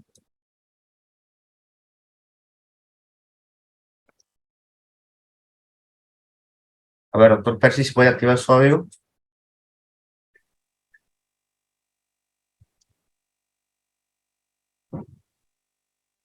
Me parece que tiene problemas de audio, doctor Guido Percy. A ver, no le escuchamos. Le voy a dar pase al doctor Darwin. Doctor Darwin, adelante. ¿Puede activar su audio, por favor? Buenas noches, doctor. Agradecerle la ponencia. Una consulta. Una vez inscrito en registro público la unión de hecho, es en el registro de personas naturales. ¿Se puede hacer el traslado al registro de predios, la unión de hecho? ¿El traslado? O sea, si se adquiere bienes, se puede registrar eso dentro de SUNAR, claro que sí. Pero la unión de hecho está en el registro personal. Claro, es en el registro personal. La pregunta es si del registro lo puede hacer el traslado al registro de predios, como lo que se hace Se corta. Registro de predios. ¿Se puede hacer esa figura, doctora, a nivel de registros públicos? El traslado se puede hacer de la unión de hecho que está registrada al registro de personas al registro de predios. Bueno, sigo entendiendo la misma pregunta, ¿no? La unión de hechos se queda en el registro personal y en el registro de predios se inscriben los actos, ¿no? Los que estén dentro de los bienes que se adquieren, ¿no? Pero no sé si su pregunta era otra porque la verdad se escucha muy extraña. Sí, doctora. Más bien, hacer una aclaración, justo acá tengo la casación, les voy a pasar por el chat, sobre la pregunta de la prescripción. Hubo una casación, ¿no? Que indicó que la unión de hecho es imprescriptible. Ajá, es imprescriptible. Entonces puede solicitarla así haya pasado más de 10 años, más de 15 años, ¿no? Les estoy dejando ahí en los comentarios la casación de Lambayeque. Entonces, era la pregunta de una colega anterior, ¿no? Que me estaba consultando si pasaba una cantidad de años, pues la respuesta sería que normal, ¿no? Podría seguir solicitando su declaración de unión de hecho judicialmente porque ya hay un criterio jurisprudencial frente a eso. Listo, pasemos a la siguiente pregunta. Listo, doctora. Una última pregunta sería con el abogado Moreto. Estimado doctor, adelante. Muchas gracias, doctor. Bueno, mi pregunta es muy sencilla. Bueno, no veo temas civiles, eso se van a dar cuenta. En una unión de hecho, ¿cómo inscribo la separación de patrimonios? ¿Y qué diferencia puedo encontrar entre en una separación patrimonial en una unión de hecho o un matrimonio? Quisiera encontrar esa diferencia y si hubiera un ejemplo, excelente, doctora. Muchas gracias. Ya, es que justamente en la unión de hecho, nuestra norma no nos permite el régimen de separación de patrimonios, ¿no? En el matrimonio existen dos regímenes. Son la sociedad de gananciales, donde todo lo que adquieran las partes, tanto el cónyuge varón como la cónyuge mujer, van a ir a un fondo común y se va a formar un patrimonio autónomo. Esto es lo que llamamos sociedad de gananciales. Aquí hay bienes comunes y bienes propios, ¿no? Bienes propios que son los que adquirían antes del matrimonio y bienes comunes que son los que adquieren durante su matrimonio. Igualito es en la unión de hecho. Cuando ellos registran su unión de hecho, digamos, por 4 años atrás, ¿no? Todos esos bienes que ellos han adquirido forman parte de una sociedad de gananciales. Es muy parecido el régimen, ¿no? Pero no existe la forma de que separemos los patrimonios, porque no les dan esa posibilidad a las uniones de hecho, a diferencia del matrimonio, que sí pueden ellos decidir optar por separar patrimonios y todo lo que adquieran sean propios. Ahora, yo mencioné que hay una resolución del Tribunal Registral que permitió a una pareja cambiar el régimen de sociedad de gananciales a un régimen de separación de patrimonios, ¿no? Entonces, esto ya es un tema de jurisprudencia del Tribunal Registral donde se podría permitir, ¿no? No es que sea la regla, esta es una excepción, ¿no? Entonces, sí podría darse el caso, ¿no? De que se permita a una pareja convivencial que cambie su régimen a separación de patrimonios, pero tendría que iniciar su procedimiento, su solicitud ante el registro público, le va a observar el registrador, va a llegar al tribunal registral y veamos pues si el tribunal registral falla de la misma forma. Ahí tendría que argumentar que ya ha habido, ¿no? Resoluciones anteriores donde sí han fallado de esa manera y por ende se cambia el régimen, ¿no? Entonces, a su pregunta, pues la diferencia del matrimonio y la unión de hecho es que por el momento la unión de hecho no tiene la opción de separar su patrimonio, solamente puede optar por la sociedad de gananciales. Y listo, con eso creo que acabamos las preguntas, ¿no, estimado?